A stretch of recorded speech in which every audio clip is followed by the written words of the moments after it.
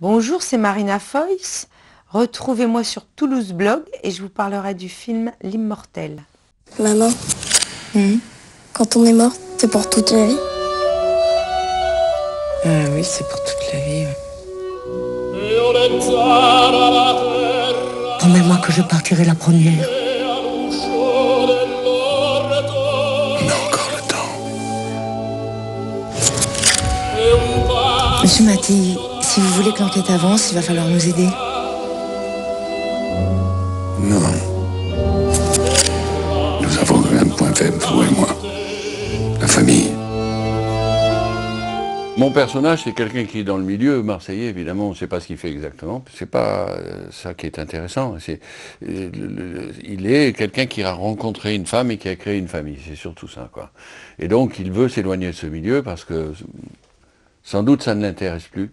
Malheureusement, il est ramené à l'intérieur de ça. Je sais qu'un jour, il prend 22 projectiles et que, ma foi, sa vie bascule dans ce qu'on va voir, quoi, qui est une épopée, quoi, parce que Richard a fait une épopée incroyable avec ce qu'on peut appeler un fait divers, quoi. Parce que quand on en parle comme ça, on a l'impression qu'il s'agit d'un film de plus sur la mafia, alors que c'est vraiment une œuvre incroyable, quoi. Bastien, regarde-moi. Je m'appelle Charlie Mattei et je vais te tuer. À visage découvert, c'est une question de respect. Règle pas ses comptes sur une cagoule. Une cagoule, c'est un message qui est pas signé. C'est un assassinat. Tu comprends la différence? Tout le monde a compris? Parce que je vais tous vous abattre, tous. Les uns après les autres. Mais pas tout de suite. Je veux que vous ayez le temps de penser à ce que vous avez fait. Je veux que vous y pensiez jour et nuit. Que vous demandiez pardon à vos femmes et vos enfants. Et quand vous vous y attendrez le moins, je serai là. Vous ne serez en sécurité nulle part tant que je serai vivant. Il faudra me tuer pour m'arrêter. Bon anniversaire, Bastien.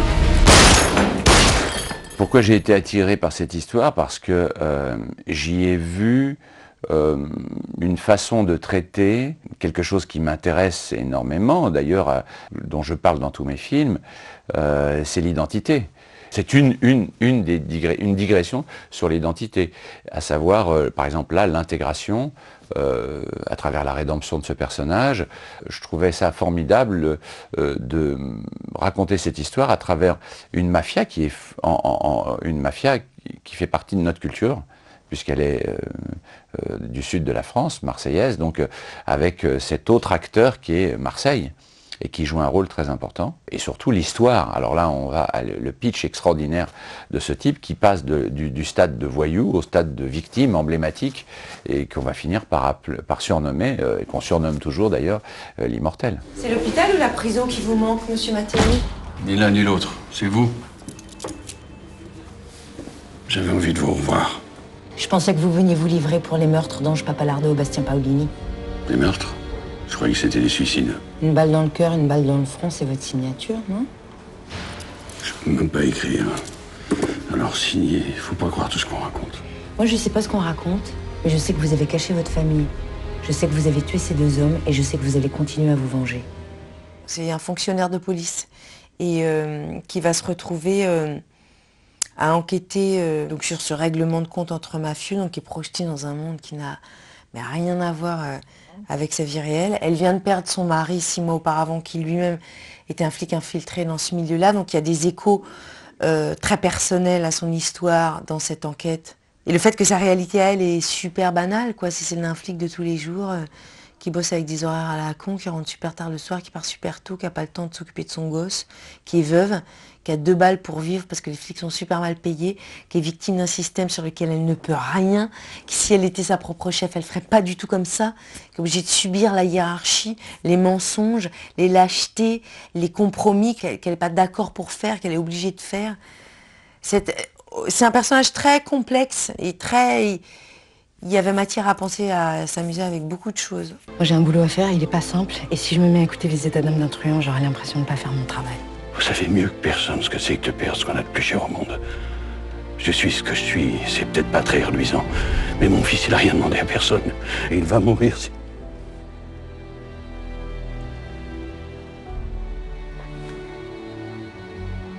Je vous en supplie.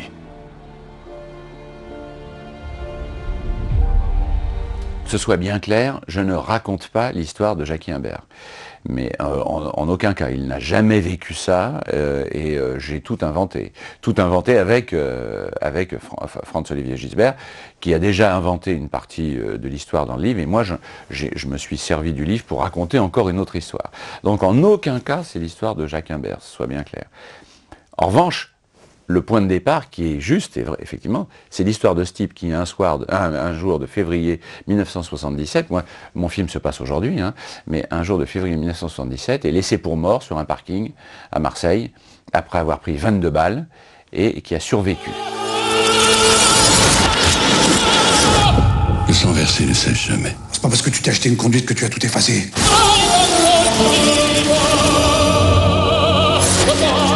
Tu resteras ce que tu as toujours été, un truand qui a choisi d'enfreindre les règles.